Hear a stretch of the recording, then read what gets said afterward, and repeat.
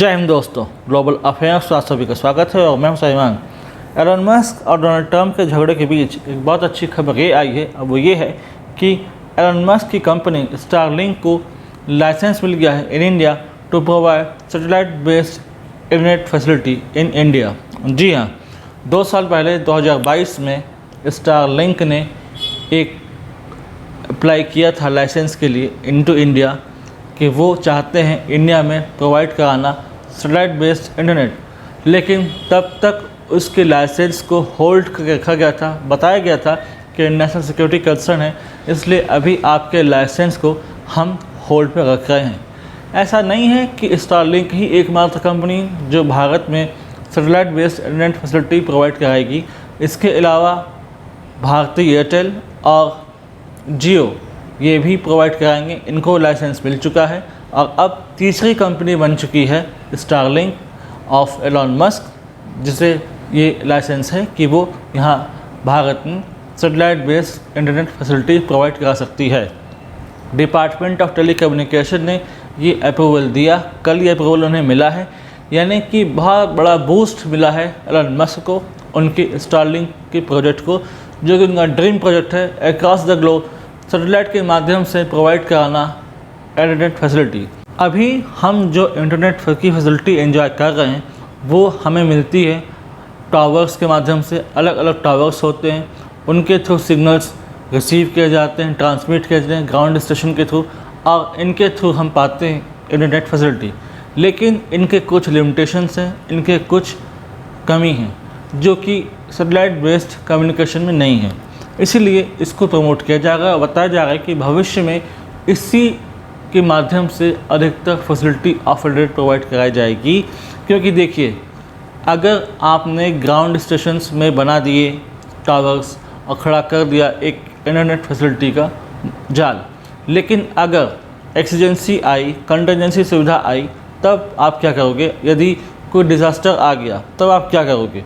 और दूसरी बात ये कि हर जगह आप टावर बेस्ड इंटरनेट फैसिलिटी नहीं ला सकते, जैसे कि बॉर्डर एरियाज़ हो गया, ट्राइबल एरियाज़ हो गया, बहुत फॉरेस्टेड हिली रीजन हो गया, तो वहाँ पर आप आसानी से इंटरनेट की फैसिलिटी नहीं ला सकते इन कन्वेंशनल मैनर।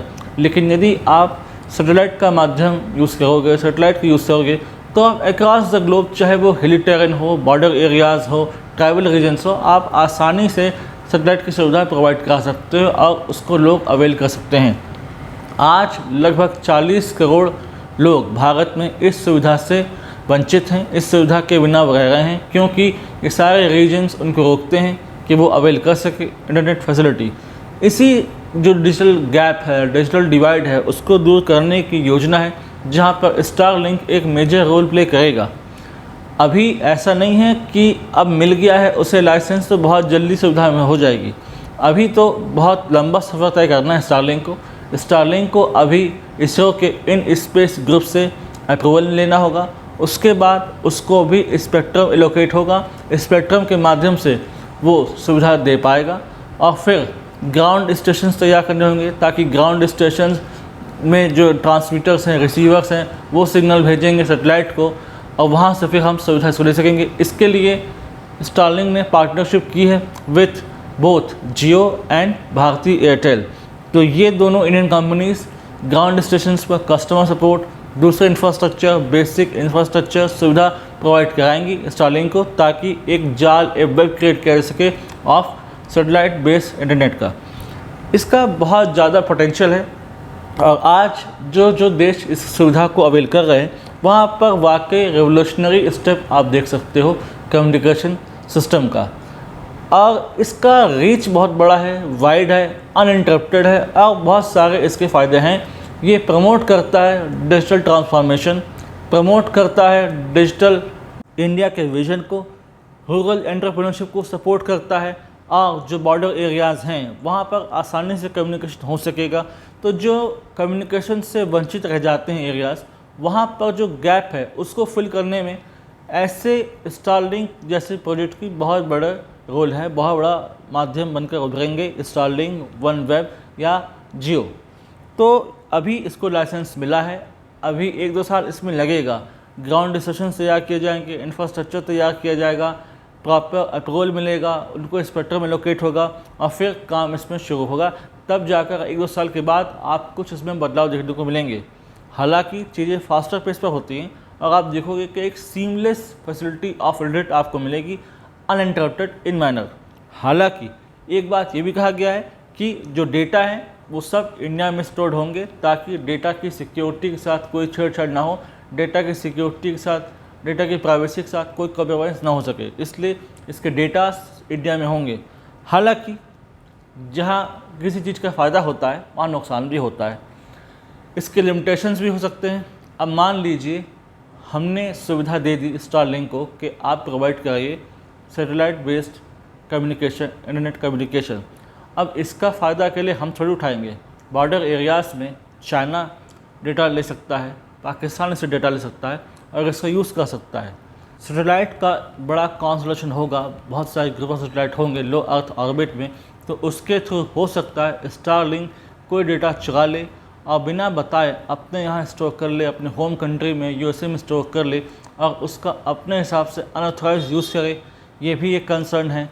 साइबर सिक्योरिटी की भी एक चिंता है कि कहीं इसको हैक कर लिया जाए बाय चाइना। और अब एलन मस्क की अगर बात करें तो वो सिर्फ एक बिजनेस एंटरप्रेन्योर नहीं रहे, आज वो पॉलिटिकल फिगर बन के उभरे हैं। डॉच के वो हेड थे, डिपार्टमेंट ऑफ गवर्नमेंट एफिशिएंसी के वो हेड थे। पॉलिटिकल उनकी लीनिंग है, पॉलिटिकल उनका विजन है, उनके थॉट्स हैं। तो हो सकता है अपने पॉलिटिकल गेन के लिए, अपने पॉलिटिकल नॉलेज के लिए और अपना पॉलिटिकल इन्फ्लुएंस भारत में भी बढ़ाने के लिए वो इसका अनऑथराइज यूज़ कर सकते हैं, जैसे कि यूक्रेन रशिया वॉर में उन्होंने किया। उनकी पॉलिटिकल लीडिंग है, तो सिर्फ एक व्यक्ति जिसका केवल ऑब्जेक्टिव पैसे कमाना नहीं है बल्कि पॉलिटिकल माइलेज भी गेन करना है, तो वो इसका इस्तेमाल कर सकता है। तो इसके बोथ मेरिट्स डिमेरिट्स हैं, लेकिन फोकस अगर हम इस पर करें कि इसके मेरिट्स ज़्यादा हैं, डिमेरिट्स पर अगर हम काम करें तो इसको हम कम कर सकते हैं।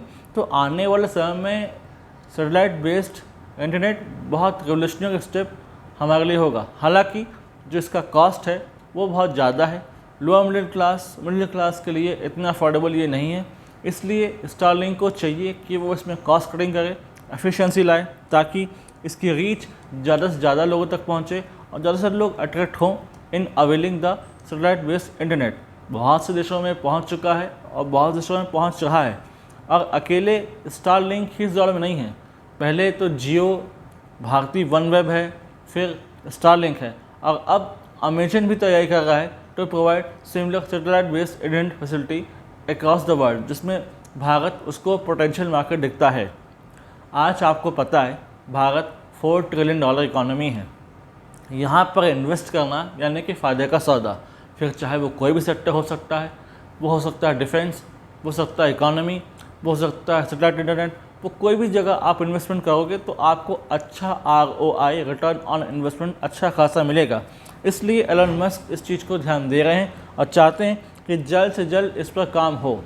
और आज जब डिपार्टमेंट ऑफ टेलीकम्युनिकेशन ने लाइसेंस दे दिया है स्टारलिंक को, तो उनके लिए एक बहुत बड़ी जीत है। जो लंबे समय से उनका इंतज़ार था 2022 से कि कब उन्हें लाइसेंस मिलेगा और नेशनल सिक्योरिटी कंसर्न के तौर पर से रोक गया था, तो अब वो रुकावट भी नहीं रही और अब वो आसानी से इस स्टारलिंक के प्रोजेक्ट को आगे बढ़ा सकते हैं into India through his Indian partners. और जहाँ पर एंसिलरी इंडस्ट्रीज़ को भी आगे बढ़ने का मौका मिलेगा, उन्हें ही मौका मिलेगा कि वो अपना एक निश क्रिएट कर सकें, अपने लिए इकोसिस्टम तैयार कर सकें। ये रूरल एंटरप्रेन्योरशिप को प्रमोट करेगा, रूरल इकोनॉमी को भी प्रमोट करेगा। तो कुल मिलाकर विन विन सिचुएशन है, चाहे वो स्टारलिंक खुद हो या उसके कंज्यूमर्स हो। इसलिए इसका आना एक फ़ायदे का सौदा है और इसको ज़रूर वेलकम करना चाहिए और प्रमोट करना चाहिए। 1-2 साल बाद ये धरातल पर आएगा, तब हमें और ज़्यादा क्लैरिटी इस बारे में मालूम होगी कि किस प्रकार से स्टारलिंक ने फ़ायदा पहुंचाया भारत को और ख़ुद कैसे बेनिफिटेड हुआ थ्रू दिस प्रोजेक्ट। और इससे रिलेटेड कोई सिग्निफिकेंट इन्फॉर्मेशन अगर आती है तो I will surely make a separate video in this regard. Till then do like, share, subscribe the channel and propagate this video for the knowledge of people. यदि आप हमसे जुड़ना चाहते हैं तो आप इंस्टाग्राम, टेलीग्राम के थ्रू हमसे जुड़ सकते हैं। इसका लिंक डिस्क्रिप्शन में है, आप जाइए और ज्वाइन कीजिए। बताइए कि किस प्रकार से एक प्रकार का डिजिटल रेवोल्यूशन आ रहा है, डिजिटल डिवाइड को ख़त्म करने का समय आ गया है और हम आगे बढ़ रहे हैं। Thanks for watching. जय हिंद, जय भारत।